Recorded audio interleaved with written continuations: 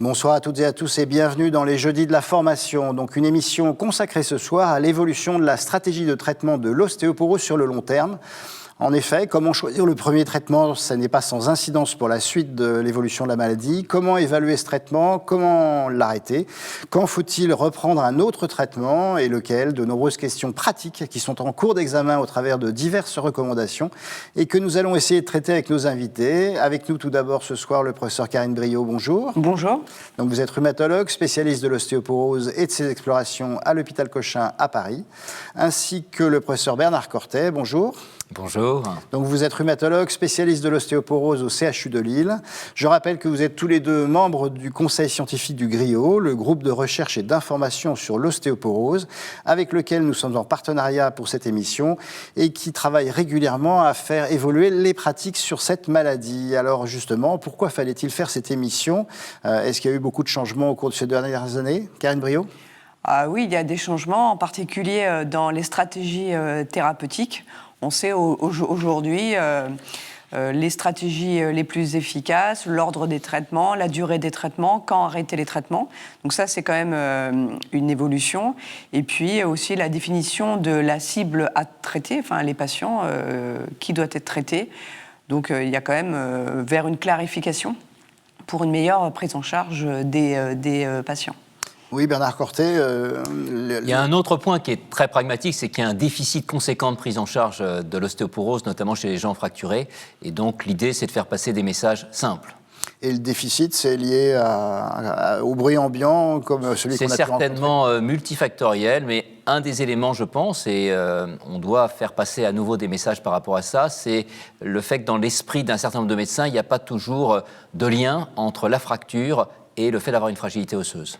C'est-à-dire que la densitométrie osseuse est bien reconnue par les médecins comme étant un facteur de risque important, mais le fait d'être déjà fracturé ne l'est pas toujours. Et alors, si on revient à la base, qu'est-ce qui fait la gravité d'une ostéoporose, Karine? Ce qui fait la gravité de l'ostéoporose, c'est ses conséquences, et donc les fractures. Et aujourd'hui, depuis quelques années, on sait certains types de fractures qui sont associés à un risque de refracture plus important et à un excès de mortalité. Donc ce sont des localisations bien particulières, comme le col du fémur, les vertèbres, le bassin, l'humérus. Et par exemple, ce type de fracture doit conduire à la mise en route d'un médicament anti-ostéoporotique une fois qu'on a fait tout le bilan. Donc la gravité vient de l'excès de mortalité et de la refracture, qui aujourd'hui est bien claire dans les études épidémiologiques. Et donc Bernard, oui, sur ces histoires de déficit de prise en charge, c'est parce que vous dites qu'on ne reconnaît pas la fracture. Effectivement, de temps en temps, il y a des fractures spontanées. La plupart du temps, la fracture, elle survient au cours d'un traumatisme. Et donc, c'est l'évaluation de l'importance du traumatisme par rapport à la fracture. Oui, mais dans la majorité des cas, dans la frange d'âge concernée, ce sont des fractures qui surviennent en l'absence de traumatisme majeur. C'est vraiment typiquement une chute de sa hauteur.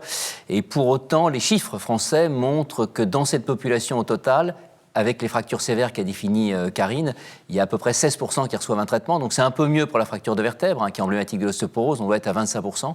Mais pour une fracture telle que les fractures du bassin, qui sont des fractures graves, eh bien on est aux alentours de 16 ou 17%. Et donc la part des fractures ostéoporotiques traitées, elle a plutôt baissé globalement au cours de ces dernières années? Elle a, en tout cas, plutôt les données internationales que l'on a montrent qu'il y a quand même une diminution du nombre de médicaments anti-ostéoporotiques instaurés après fracture ces dernières années pour de multiples raisons. Mais en tout cas, on va plutôt vers une diminution de la prescription de médicaments, alors que la prescription de calcium et vitamine D reste importante.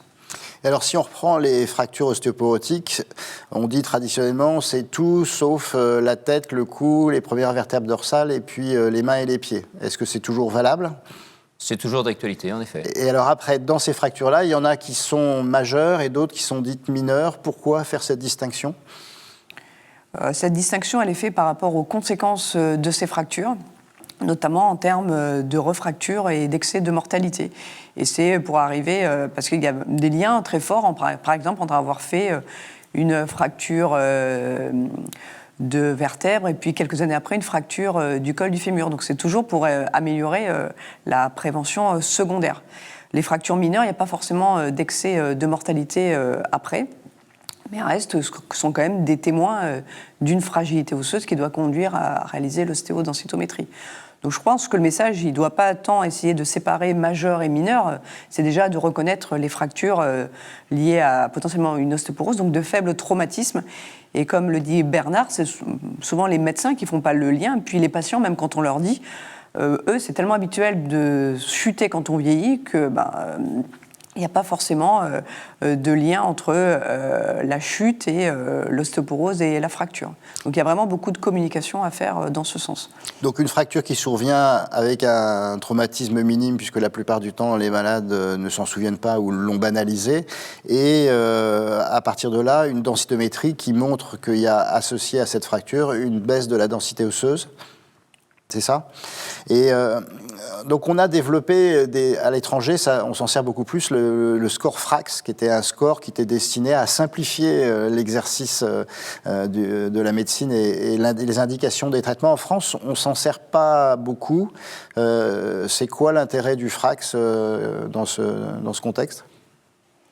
Alors après, le FRAX, c'est un outil qui prédit à l'échelon d'un individu le risque de fracture. Donc on est toujours, en tant que médecin, en vie, comme il y a de nombreux facteurs de risque de fracture, d'arriver à prédire au mieux la personne qui va faire la fracture.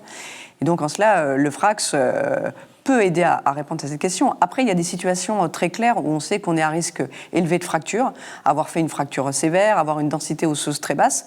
Donc dans ces situations, le risque de refracture est tellement évident qu'on n'a pas besoin d'utiliser le FRAX. Et donc c'est un peu la place qu'on a accordée dans les recommandations françaises d'utiliser le FRAX dans des situations où la décision de traiter elle est moins évidente, où on n'a pas forcément l'antécédent de fracture, la densité osseuse elle n'est pas très abaissée, il y a beaucoup de facteurs de risque classiques, et donc on peut s'aider du FRAX. Mais en tout cas, on ne recommande pas en France l'utilisation du FRAX pour toutes les situations d'ostéoporose ou de fracture. Oui, Bernard. L'idée, c'était de faire simple, en effet. C'est-à-dire que, comme l'a dit Karine, c'est la conjonction d'un abaissement plus ou moins conséquent de la densité minérale osseuse associé à des antécédents de fracture qui, dans la majorité des cas, vont permettre de répondre à la question « Est-ce que je dois instaurer un traitement anti-ostéoporotique ou non ?» Et alors, on a longtemps parlé de la cascade fracturaire. C'est toujours une notion qui reste valide. C'est-à-dire qu'on avait tendance à dire que le risque était maximal dans les premiers mois, voire les premières années qui suivaient la première fracture. Mais le risque, il diminue après ou c'est juste pour inciter les gens à se focaliser sur la fracture et à son exploration qu'on a défini cette cascade ? Non, il y a beaucoup de données récentes épidémiologiques qui montrent ce qu'on appelle le risque de fracture à court terme. Et donc vraiment, le risque de refracture, il est dépendant du temps. Il est maximum dans l'année ou dans les 2 ans qui suivent la fracture. Ensuite, il reste significatif, mais il est moins important. Et en tout cas, quand on a une stratégie thérapeutique, il semble qu'il soit intéressant quand même de la mettre en place dès la fracture, compte tenu du risque augmenté sur les 2 ans qui suivent, pour diminuer ce risque de fracture à court terme. Mais c'est une notion importante. C'est une notion qui est, je pense, importante pour le médecin qui prend en charge de l'ostéoporose, de se dire qu'il ne faut pas attendre 1 an après la fracture pour faire une ostéodensitométrie et se poser la question, qu'il y a vraiment toute une prise en charge à réaliser dès la première fracture. Et c'est aussi motivant, probablement aussi pour le patient qui est concerné par une prise de traitement, de se dire que l'objectif est de diminuer un risque de fracture très augmenté à court terme. Donc c'est un concept qui a été introduit dans l'actualisation des recommandations françaises et qui reste d'actualité. Et alors, oui, Bernard ? Juste, cette notion s'applique particulièrement, mais pas que, à la fracture vertébrale. On sait que le risque de refaire une fracture vertébrale quand on en a déjà fait une est extrêmement, extrêmement élevé. Et s'il y a bien une fracture qui est emblématique de l'ostéoporose, c'est bien la fracture de vertèbre.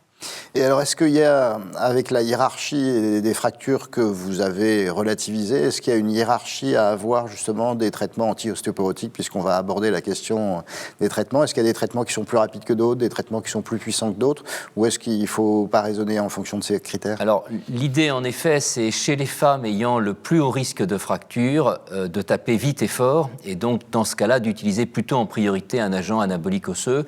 Pour l'instant, en France, on n'en a qu'un, c'est le tériparatide, mais il faut l'utiliser à bon escient, et l'idée serait certainement de pouvoir l'utiliser un peu plus fréquemment que ce que nous imposent les contraintes réglementaires, puisqu'il faut au moins, comme vous le savez, 2 fractures de vertèbre.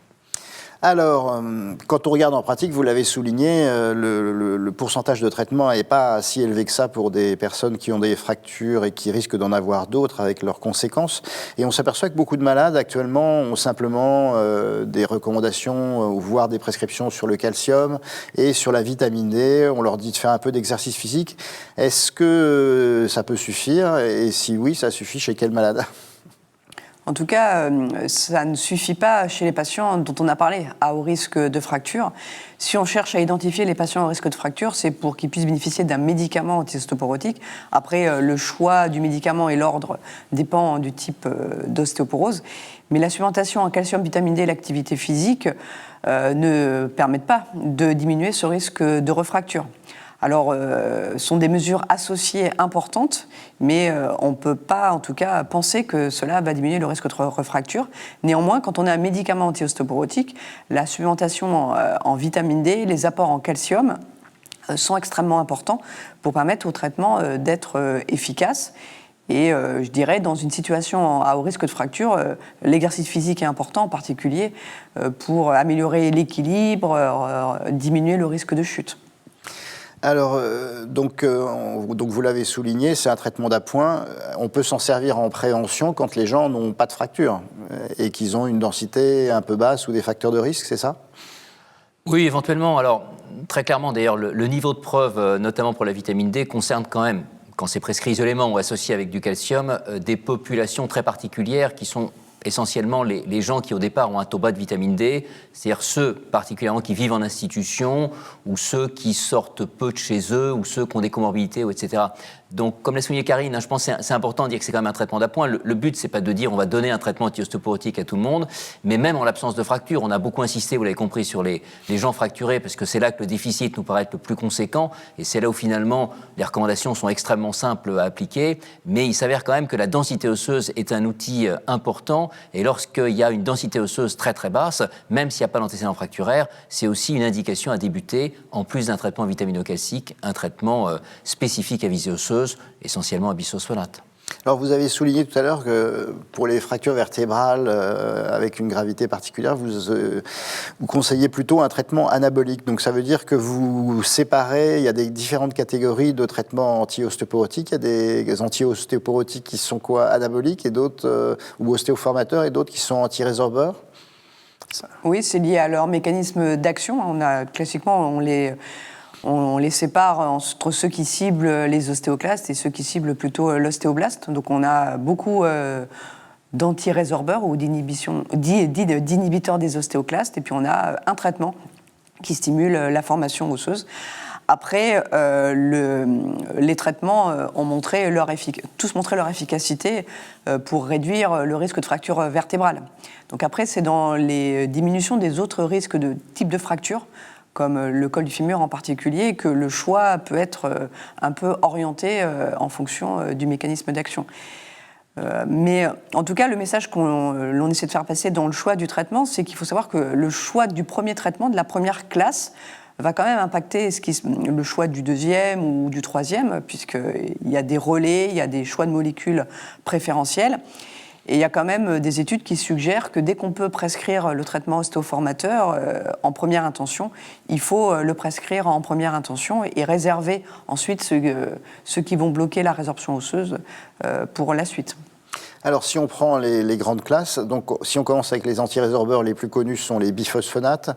C'est une classe qui est toujours d'actualité. En termes de niveau de réduction des fractures vertébrales et non vertébrales, Bernard? Alors, ça dépend un petit peu des études, ça dépend du type de bisphosphonate, ça dépend de ses modalités d'administration, mais pour faire simple, en gros, dans la vraie vie, d'ailleurs, il n'y a pas de groupe placebo. Les études ont été menées pour la plupart d'entre elles contre placebo. C'est une réduction du risque de fracture vertébrale très conséquente, entre moins 50 et moins 70%. Dans le domaine médical, il n'y a pas beaucoup de traitements qui font mieux.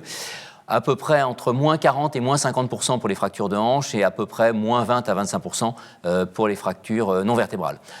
Pour autant, et comme tout le monde le sait, c'est une classe qui n'est pas forcément totalement appréciée, notamment des patients. Et il y a parfois une confusion entre ces traitements donnés dans l'ostéoporose, qui représentent l'indication principale, et les indications au cours de la pathologie maligne, avec des doses de bisphosphonates qui sont beaucoup plus importantes. Et très clairement, lorsque le traitement par bisphosphonate est prescrit à bon escient dans le domaine de l'ostéoporose, le rapport bénéfice-risque est éminemment favorable.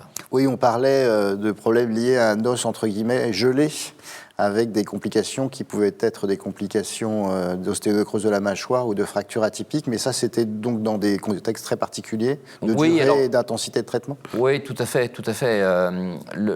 Encore une fois, en gros, quand le traitement est prescrit à bon escient, la probabilité d'une efficacité pour prévenir une fracture, dont certaines, comme l'a dit Karine tout à l'heure, sont parfois dramatiques en termes de conséquences, est 300 à 400 fois supérieure par rapport à la probabilité de voir survenir une ostéonécrose de la mâchoire.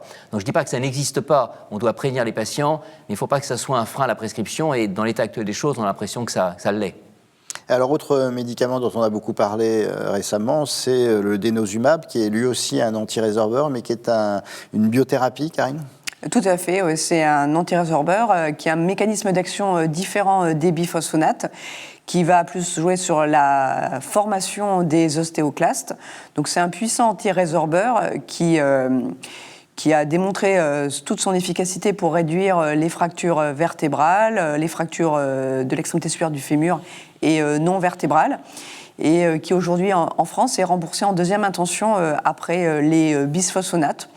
Donc c'est une option thérapeutique intéressante chez les patients qui soit sont en échec des biphosphonates, soit ont une intolérance aux bisphosphonates.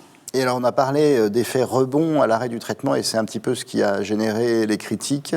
Et qu'est-ce qu'il faut en savoir et qu'est-ce qu'il faut faire pour éviter cet effet rebond, Bernard, peut-être ? Alors, ça rejoint ce qu'a dit Karine tout à l'heure, c'est que quand on débute un traitement, il faut expliquer la stratégie thérapeutique, et en d'autres termes, expliquer que quand on débute, compte tenu des circonstances dans lesquelles on prescrit le plus souvent un traitement par denosumab, il faut expliquer qu'on est quand même parti en général pour plusieurs années de traitement. Pour autant, les traitements de l'ostéoporose en général ne sont pas forcément donnés tout au long de la vie, à l'inverse d'un certain nombre de maladies chroniques. Et s'il y a un traitement pour lequel il faut prendre des précautions à l'arrêt de celui-ci, c'est bien le denosumab. Donc il y a des stratégies maintenant qui se dessinent. Mais ce que je veux dire, c'est qu'avant de se poser la question de l'arrêt du traitement, il faut le débuter bien évidemment. Et il faut vraiment savoir s'il y a lieu de l'arrêter dans ces circonstances-là. Et alors, après, il y a une troisième catégorie, donc c'est les fameux ostéoformateurs. Donc, vous avez cité un exemple tout à l'heure avec le tériparatide, Karine. Qu'est-ce qu'il faut en savoir et c'est quoi les perspectives sur cette classe ? En tout cas, en France, on n'a qu'un seul ostéoformateur, même si la classe potentiellement en comprend d'autres. Le tériparatide, c'est un traitement en injection qui, donc, le seul traitement qui stimule la formation osseuse en France, qui a démontré son efficacité aussi pour réduire les fractures vertébrales dans une proportion extrêmement importante, qui diminue aussi le risque de fractures non vertébrales, mais qui n'a pas démontré sa capacité à diminuer les fractures de l'extrémité supérieure du fémur. Donc en France, il est remboursé pour une durée de 18 mois après 2 fractures vertébrales. Comme l'a dit Bernard, on cherche à faire un peu évoluer et éventuellement avoir la possibilité d'un retraitement. Et donc ça, c'est en discussion. Après, le fait qu'il ne marche pas sur les fractures du col du fémur fait que, par exemple, on ne va pas le réserver à des patients qui viennent de faire une fracture du col du fémur ou qui ont une densité osseuse très basse à la hanche avec un risque de chute important. Vous voyez, ça peut nous orienter sur le choix du traitement. Donc le tériparatide, c'est un analogue de la parathormone. Il y en a un autre dans le monde, c'est la baloparatide, c'est ça, Bernard ? Et puis il y a quoi d'autre après qui arrive ? La baloparatide, donc, est un traitement qui n'a pas d'autorisation à l'échelon européen, mais qui est disponible aux États-Unis, qui est un analogue du PTHRP 134, avec des résultats qui sont intéressants. Qui est différent du tériparatide ? Qui est différent du tériparatide, avec une efficacité qui est comparable et peut-être supérieure, notamment en ce qui concerne la prévention des fractures ostéoporotiques dites majeures.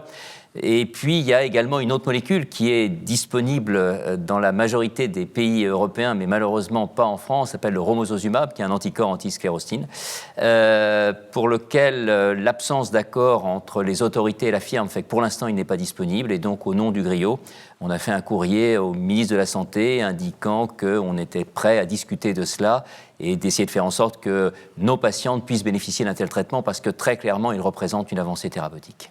Et en quoi, qu'est-ce que ça change, ce type de traitement par rapport au traitement dont vous disposez? Qu'est-ce que vous espérez qu'il vous apporte? Alors, c'est dans ces fameuses séquences thérapeutiques que ça joue, c'est quoi? Oui, en deux mots, on dispose d'une étude, notamment contre un comparateur actif qui met que ça fait mieux. Et globalement, c'est un traitement qui, de par son mécanisme d'action, est susceptible d'augmenter très rapidement et de manière conséquente la densité minérale osseuse, avec une forte association avec la protection antifracturaire. D'accord. Alors maintenant qu'on a vu un petit peu l'overview de tout ça, on va revenir sur les stratégies. Et on a vu qu'il y a un moment, il faut poser des indications de traitement. Après, il faut les surveiller. Il faut savoir quand les arrêter. Et puis, éventuellement, chez certains malades, il peut être nécessaire de reprendre un autre traitement ou le même. Je ne sais pas. Vous allez nous dire. Et donc, on va commencer avec les malades chez lesquels on va indiquer un traitement. Donc, c'est des malades avec une fracture le plus souvent. Et la densitométrie, c'est le seul examen dont vous avez besoin ou est-ce que vous demandez des radios ou d'autres examens complémentaires, Karine ? À l'initiation d'un traitement, on essaie vraiment d'évaluer la fragilité osseuse de façon complète. Donc il y a effectivement l'ostéodensitométrie qui est remboursée sous condition. Il y a quand même aussi une prise de sang pour vérifier qu'on parle bien d'ostéoporose post-ménopausique, si on s'adresse à une femme, et qu'il n'y a pas d'autre cause. Et c'est vrai que comme vous avez compris qu'il y a des traitements qui sont remboursés après une fracture vertébrale, on va quand même essayer de chercher la fracture vertébrale. Alors, il y a le suivi de la taille, qui est un bon moyen. Donc, il faut mesurer les patients. S'ils ont perdu 4 cm par rapport à leur taille maximale, faire des radiographies. Si dans le suivi, ils perdent de la taille, faire des radiographies. Mais quand même, les radiographies, ça peut quand même assez vite changer le choix du traitement. Donc, au moindre doute sur des douleurs rachidiennes ou une perte de taille, on complète par des radiographies du rachis à la recherche des fractures vertébrales, qui sont souvent peu symptomatiques. Donc ça, c'est l'évaluation complète que l'on fait avant de mettre un traitement anti-ostéoporotique. Alors Bernard, Karine a parlé de la prise de sang initiale. Pourquoi il faut absolument la faire maintenant? Parce qu'après, elle sera faussée peut-être. Et qu'est-ce qu'elle doit contenir, cette prise de sang? Alors, il n'y a pas de consensus absolu, mais enfin, en gros, c'est un bilan phosphocassique, calcémie, phosphatémie, taux de vitamine D. En général, on associe la parathormone, la fonction rénale, donc d'être certain qu'il s'agit bien d'une ostéoporose, puisque le bilan phosphocassique est normal dans l'ostéoporose. Et notamment, si le taux de vitamine D est un peu bas et que l'indication d'un traitement anti-ostéoporotique est retenue, eh bien, il vaut mieux commencer par corriger ce manque de vitamine D. Et alors, dans quel cas on pousse les investigations? Est-ce que ça vaut le coup de demander des marqueurs biologiques du remodelage osseux? Alors, il n'y a pas de consensus absolu par rapport à ça. Certains le font, d'autres ne le font pas. Le rôle, surtout, actuellement, des marqueurs, c'est plus dans le cadre du suivi, notamment pour être certain que le traitement exerce une action pharmacologique. Et c'est quelque chose qui figure dans la recommandation, notamment lorsqu'on initie un traitement par bisphosphonates péros, partant du principe que ce sont des molécules qui sont mal absorbées au niveau de l'intestin et qu'il faut donc prendre dans des conditions drastiques. Alors Karine, si on prend un exemple, une fracture banale, donc ça peut être, on va dire, plutôt une vertèbre ou plutôt un poignet, qu'est-ce qu'il faut comme seuil de densitométrie pour considérer que c'est une ostéoporose et qu'il est nécessaire de la traiter avec un anti-ostéoporotique? Donc la fracture de vertèbre, qui est donc une fracture dite sévère et qui est associée donc à un risque de refracture, un excès de mortalité important, en fait, c'est une indication à traiter dès qu'on est sûr qu'elle est de faible traumatisme, que le bilan biologique est normal et le seuil, c'est le T-score inférieur à -1. En fait, quelle que soit la valeur de densité osseuse, une fracture de vertèbre de faible traumatisme est une indication à un médicament anti-ostéoporotique. Le poignet, c'est un peu différent.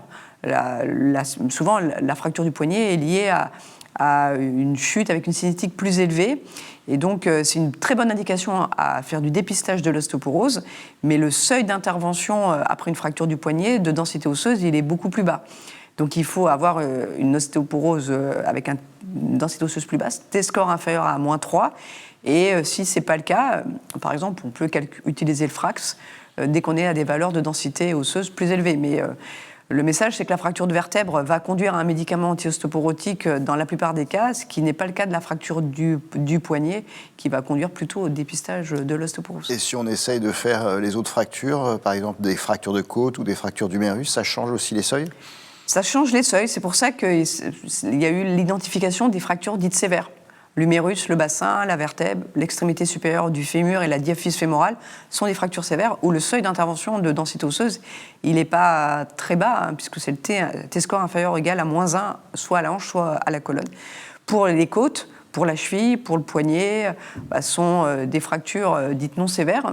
Et donc là, le seuil, il faut avoir un T-score très bas pour décider de mettre en route un médicament anti-ostéoporotique. Alors vous avez cité -3, c'est pas un peu bas parce que quand on manipule ces traitements, on s'aperçoit qu'on remonte pas beaucoup les densités osseuses. Donc est-ce que c'est logique d'attendre que la personne soit avec un T-score à -3 pour lui donner un traitement qui va pas dans ces conditions la remonter très haut? Alors votre question, elle amène à deux réflexions. La première, c'est que, alors effectivement, mais on pose la question d'un seuil. Mais effectivement, il faut voir plutôt la diminution de la densité osseuse comme un gradient. Enfin, forcément, moins de 7, moins de 8, c'est toujours beaucoup plus que moins de 5. Donc plus la densité osseuse diminue, plus le risque est élevé. Donc après, quand on fait des recommandations, il faut bien écrire un chiffre, mais il faut le voir plutôt comme un gradient de diminution. Et après, l'idée que les traitements ne remontent pas la densité osseuse, c'est pas tout à fait vrai. Il y a quand même un certain nombre de données qui montrent que les traitements remontent la densité osseuse. Donc, avoir débuté des traitements sur des T-scores inférieurs à -3, on peut avoir comme objectif de remonter supérieur à -3, voire au-delà. Et ça, c'est l'objectif des stratégies, des séquences thérapeutiques.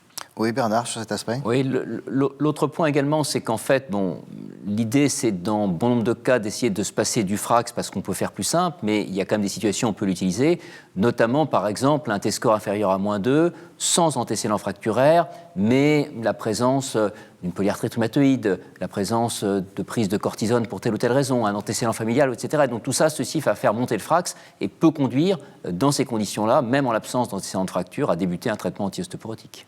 Et alors, il y a des notions qui traînent dans les recommandations internationales, mais pas en France, sur des malades qui sont à haut risque ou voire à très haut risque. Mot sur ça? Alors, l'idée, sur le plan du principe, est une très bonne idée. On en a déjà un petit peu parlé, Karine a souligné ça. Une patiente à très haut risque de fracture devra prioritairement bénéficier d'un traitement par un agent anabolique osseux.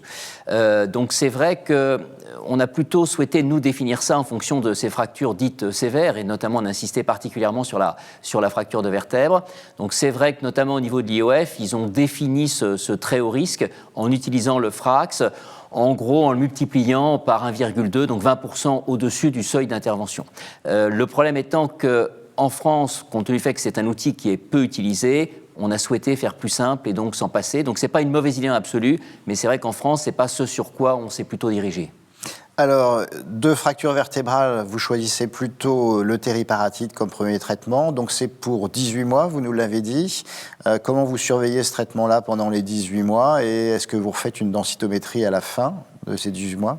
Donc effectivement, s'il n'y a pas de contre-indication après 2 fractures vertébrales, on va plutôt choisir le tériparatide. On vérifie au tout début quand même un dosage biologique. En particulier, on vérifie la calcémie, que ne monte pas trop sous traitement. Et ensuite, ce qui est important, mais en fait, à la fin de chaque traitement, là c'est 18 mois en l'occurrence pour le tériparatide, c'est d'évaluer l'efficacité par une ostéodensitométrie. Donc on refait effectivement la mesure à 18 mois. Et alors, qu'est-ce que vous espérez obtenir au bout de ces 18 mois de traitement sur la densitométrie? Est-ce qu'il y a besoin d'avoir un traitement relais par un autre anti-ostéoporotique? Parce que 18 mois, enfin les traitements anti-ostéoporotiques, c'est des durées limitées, mais 18 mois, c'est quand même assez court. Alors c'est assez court, mais le mécanisme et le mode d'action fait que quand même l'effet s'observe assez vite et au maximal dans les 12 à 15 premiers mois. Ce qu'on veut, au minimum, c'est que le patient n'ait pas perdu de densité osseuse. En général, il y a un gain de densité osseuse, en sachant qu'il ne faut pas tout focaliser sur la densité osseuse. L'objectif de ce traitement, comme vous avez compris, c'est après 2 fractures vertébrales. On a parlé du risque de fracture à court terme, c'est de ne pas avoir de fracture vertébrale dans les 18 mois qui suivent. Après, cette ostéodensitométrie, elle permet d'évaluer le bénéfice du tériparatide. Mais dans tous les cas, ce qui est montré, c'est qu'il y a une baisse de la densité osseuse après les 18 premiers mois de traitement, donc à l'arrêt du traitement, et qui impose un relais. Et ça, c'est bien connu, un relais par un inhibiteur de la résorption osseuse, donc plutôt les biphosphonates, s'il n'y a pas de contre-indication, pour maintenir le gain de densité osseuse Acquis. qui a été observé. Ouais. Et donc c'est combien de temps, ce traitement de relais? Ça dépend des malades? Ça va dépendre de la densité osseuse de fin de traitement par tériparatide, du type de fracture initiale, enfin du nombre de fractures initiales, du profil du patient. Ça va aussi dépendre quand même de la densité osseuse à 18 mois. Donc ça peut être de 1 à 3 ans, ça peut être des formes orales, ça peut être des formes intraveineuses. Là, il n'y a pas de... C'est vraiment en fonction du profil du patient. D'accord. C'est-à-dire qu'on respecte les durées qui ont été testées dans les études. Et donc si on a eu 18 mois de tériparatide, peut faire de 1 à 3 ans de biphosphonate, sachant que la durée globale du traitement elle va être de 5 ans. Là, on a le droit, puisque c'est 2 mécanismes différents. Je crois qu'il ne faut pas réfléchir en durée type. En fait, ce n'est pas 18 mois. Alors, c'est 18 mois parce qu'on est contraint par le remboursement, donc même si l'AMM est de 24 mois. Après, pour les biphosphonates, ce n'est pas 3 ou 5 et un maximum 5 ans. Ce qui a bien été souligné dans les recommandations, c'est qu'on évalue par séquence et donc avec des objectifs. Et donc la première, le traitement par biphosphonate en relais, peut-être qu'il faut 2 ans, peut-être qu'il faut 3 ans, peut-être qu'il faut 4 ans si l'objectif densitométrique en particulier n'est pas rempli.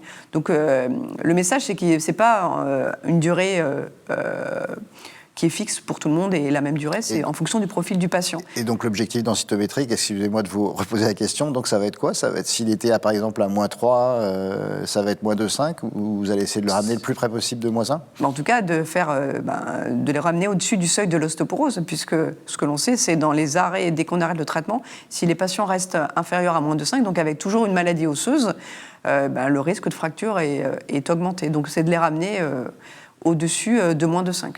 Bernard? Oui, en complément, en moyenne, sous tériparatide et rachis lombaire, après 1 an et demi de traitement, on gagne quand même près de 10%, c'est-à-dire presque une déviation standard. Alors, comme on démarre en général de très bas, ce n'est pas suffisant. Et donc, même si le dénosumab est théoriquement un traitement de deuxième intention en relais, un traitement par biphosphonate, souvent ces patientes ont déjà reçu quelques mois ou années d'un traitement par biphosphonate. Je pense qu'il est intéressant, chez celles dont la densité osseuse au départ est très basse, de relayer par du dénosumab, avec une durée qui va dépendre de la sévérité de l'ostéoporose définie en termes densitométriques et puis de la réponse au traitement. Et l'élément qu'a souligné Karine est fondamental. C'est pas 1 ou 2 ans. C'est-à-dire que pour certains, ça peut être assez rapide. Il y a des patientes qu'on met sous dénosumab qui n'ont pas forcément toutes une densitométrie osseuse effondrée. Et donc celle-là, le relais va être relativement brève. Mais celle pour laquelle on démarre avec un T-score à -3,5, on est parti pour quelques années de traitement par dénosumab. Alors maintenant, si on prend l'autre patiente, elle n'a qu'une seule fracture vertébrale ou alors une fracture de hanche. Bernard, vous allez commencer quel traitement en premier? Alors, dans ces conditions-là, en première intention et dans la majorité des cas, c'est en effet un traitement par biphosphonate. Et si on prend l'exemple de la fracture de hanche, c'est vrai qu'on aura tendance à privilégier un biphosphonate par voie injectable, en l'occurrence l'acide zolédronique 1 fois par an, parce que tous les traitements, comme l'a dit Karine, ont fait la preuve de leur efficacité quant à la prévention des fractures, notamment de hanche, mais seul l'acide zolédronique a été testé dans une population de femmes ou d'hommes qui ont déjà fait une fracture de hanche. Et donc là, c'est pareil, c'est la surveillance, c'est au bout de combien de temps par densitométrie et c'est quel objectif de traitement pour vous? Alors, les objectifs finalement sont les mêmes, même si en général, en effet, pour les raisons qu'on vient de voir, le niveau de densité osseuse est parfois un petit peu plus élevé. Et donc, le design des études est un petit peu différent suivant que c'est un traitement par biphosphonate péros ou par voie injectable. Enfin, l'idée, c'est une réévaluation intermédiaire après 2 à 3 ans. Et en fonction des critères qu'on a vus, et notamment le fait d'obtenir un T-score supérieur à -2 à la hanche, de voir si on continue le traitement. On peut, dans certaines conditions, éventuellement le suspendre, ce n'est pas l'éventualité la plus fréquente, ou on peut être amené, notamment lorsque la réponse avec le traitement par biphosphonate est insuffisante, à engager un deuxième cycle thérapeutique, cette fois-ci un traitement par dénosumab, alors que le premier était un traitement par biphosphonate. Qu'est-ce que vous définissez comme une réponse insuffisante? Eh bien, comme l'a dit Karine, le minimum syndical, si je puis dire, c'est de faire en sorte qu'il n'y ait pas de perte osseuse. Mais c'est vrai qu'on peut quand même escompter des gains osseux plus ou moins conséquents en fonction des traitements. Et très clairement, avec l'acide zolédronique, on fait un peu mieux qu'avec un biphosphonate péros. Et de ce point de vue-là, on sait qu'il y a une relation plus étroite avec la protection antifracturaire. Donc quand on n'atteint pas cet objectif, à ce moment-là, je pense qu'il est logique de changer de classe thérapeutique et donc de passer, comme je l'ai dit, au dénosumab. Et donc le dénosumab, théoriquement, on l'utilise après un biphosphonate. Donc dans ce cas-là, on est raccord avec les recommandations. Et qu'est-ce qui se passe si la densitométrie monte, donc mettons au bout de 2 ans de denosumab et qu'on est satisfait des objectifs, on arrête le denosumab ou on redonne encore un petit peu de biphosphonate pour éviter un effet rebond? En tout cas, dans tous les cas, quand on arrête le denosumab, il faut prévenir l'effet rebond avec la prescription d'un biphosphonate plutôt par voie injectable.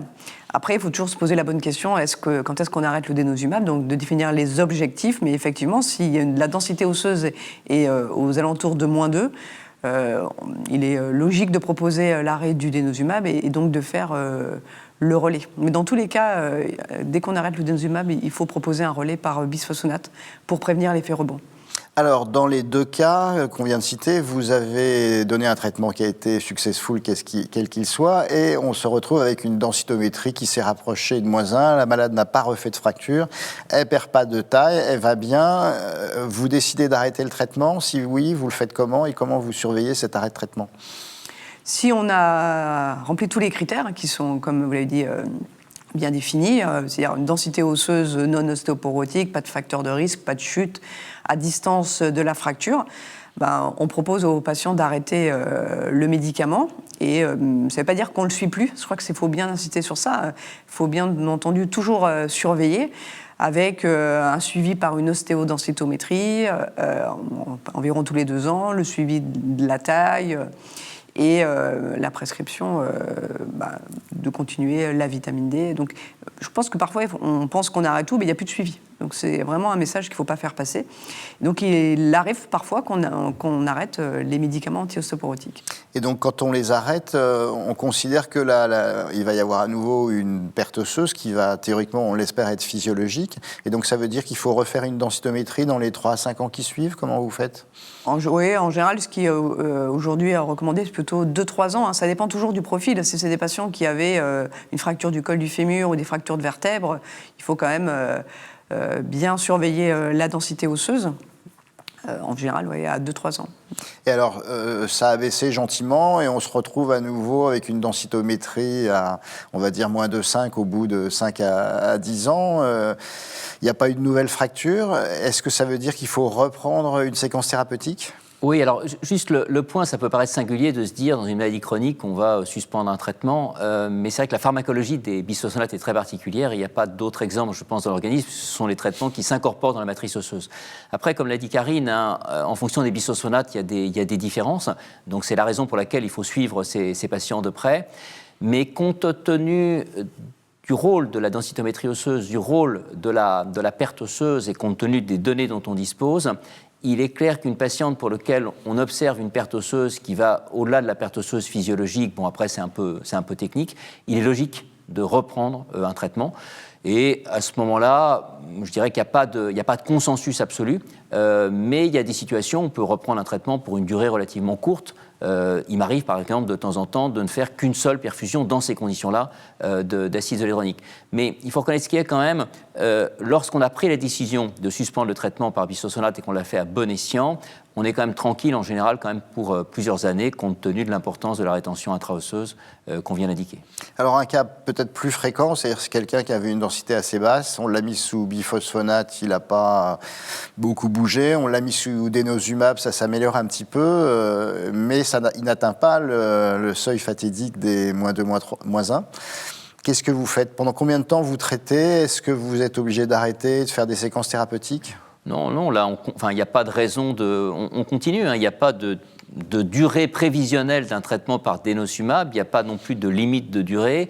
L'étude Freedom a duré jusqu'à 10 ans. J'ai une patiente que j'ai revue hier en consultation, très organisée, elle m'a donné toutes les dates de ses injections, c'est pas le cas de toutes les patientes. On en a 8 ans de traitement et on continue. Mais ce n'est pas dans ces cas-là, avec les prolongations du traitement, qu'on voyait apparaître des fractures atypiques du fémur? Alors, il est clair que la durée du traitement est un élément à prendre en considération, mais il n'en demeure pas moins que ce risque demeure extrêmement faible. Parce qu'on a cité la possibilité de faire ce qu'on appelle des vacances thérapeutiques, les anglo-saxons parlent comme ça, Karine. Qu'est-ce que vous en pensez? Et quand on fait des vacances, j'imagine que la perte osseuse reprend telle qu'elle était avant. Alors, les vacances thérapeutiques pour l'ostéoporose, en fait, elles s'appliquent qu'aux biphosphonates, comme vous l'a dit Bernard, parce qu'ils ont un effet rémanent et donc on peut se permettre à un moment d'arrêter les traitements. Il Il ne faut pas envisager de vacances thérapeutiques après le tériparatide ou le dénosumab. Eux n'ont pas d'effet rémanent. Donc c'est compte tenu de la rémanence de ces traitements, de l'absence de gains densitométriques au-delà d'une certaine durée avec les biphosphonates et de ces quand même préoccupations, même si les effets sont extrêmement rares d'ostéonécrose de mâchoire ou de fracture atypique, l'on peut discuter des vacances pour l'os. Les vacances pour l'os, ça marche que quand on atteint tous ces objectifs au bout de la première séquence. C'est-à-dire qu'il n'y a pas de fracture, la densité osseuse est non ostéoporotique, plus de facteurs de risque. Si on n'a pas atteint, si on a toujours une ostéoporose, faire des vacances thérapeutiques, ça expose le patient dans les 2 ans qui suivent à des fractures, ce qui est bien aujourd'hui montré dans les différentes études. Donc des vacances pour l'os peut-être, en tout cas que après les biphosphonates, et pas dans les situations en fait dont on a parlé, des patients très à risque de fracture, où on a l'impression que envisager des vacances pour l'os, il faut vraiment avoir tous les critères, et parfois c'est pas le cas. Alors, dernière question un peu prospective et qui rejoint ce que vous nous aviez dit au début de l'émission. On espère avoir donc d'autres traitements anaboliques. Donc, on est tenté de se dire, si ça ne marche pas et qu'on est obligé de mettre des biphosphonates pendant des années, peut-être qu'on peut se dire on peut mettre plutôt relayé par un anabolique pendant quelques temps. Et vous nous avez dit que, par contre, l'ordre de la séquence joue sur l'efficacité de ce type de traitement, c'est-à-dire qu'un anabolique après un antirésorbeur, ça marche moins bien ? On a l'impression qu'en tout cas, que l'anabolique avant l'antirésorbeur, c'est ce qui marche mieux. Il y a un gain de densité osseuse. Après, on peut envisager l'antirésorbeur pour en fait maintenir ce gain de densité osseuse, en tout cas en relais. Donc c'est plutôt dans cet ordre qu'il faut envisager la stratégie. Le tériparatide après les biphosphonates, en tout cas, il n'y a que des données plutôt après les formes orales. On sait qu'il y a un petit retard à l'augmentation de la densité osseuse, même si au final, au bout des 18 mois, le gain de densité osseuse est bon. Il faut quand même plutôt utiliser le traitement anabolique en première intention, parce qu'il y a des données versus biphosphonate qui montrent une efficacité antifracturaire supérieure aux bisphosphonates. Bernard ? Pour aller dans le même sens, l'idée avec ces traitements, qu'on ait compris, c'est de remonter le plus qu'on peut la densité minérale osseuse de façon à leur épargner des fractures ultérieures, en sachant que ces agents anaboliques doivent obligatoirement être relayés par un inhibiteur de la résorption osseuse, qui peut être un bisphosphonate ou qui peut être du dénosumab. Alors, on arrive au terme de cette émission passionnante, réalisée donc en partenariat avec le Griot. Je vous demande à chacun une conclusion de membre du conseil scientifique du Griot. On commence avec vous, Karine. C'est quoi votre message ou votre conclusion ? Donc, le message, c'est qu'on a on sait qui traiter, on a des traitements efficaces et on connaît un ordre de traitement et des séquences efficaces, et ce qui va faire l'objet d'une actualisation des recommandations, en particulier sur les stratégies thérapeutiques au cours de l'année 2023. Bernard ? Alors bien évidemment, j'adhère parfaitement au message indiqué par Karine. Le deuxième point, je crois que j'ai beaucoup insisté là-dessus, c'est qu'il faut absolument sensibiliser nos collègues médecins généralistes à la gravité potentielle de l'ostéoporose et notamment se concentrer sur ces femmes fracturées qui sont à haut risque de fracture et qui, pour la majorité d'entre elles, ne sont pas traitées. Eh bien, merci beaucoup à vous deux sur ces éclaircissements sur la stratégie thérapeutique et de façon très pratique. Je vous rappelle l'adresse mail des Jeudis de la Formation pour vos commentaires et suggestions. Et pour revoir nos émissions, il suffit d'aller sur le site de Fréquence Médicale et sur le site du Griot où cette émission sera disponible. Bonne fin de soirée à tous.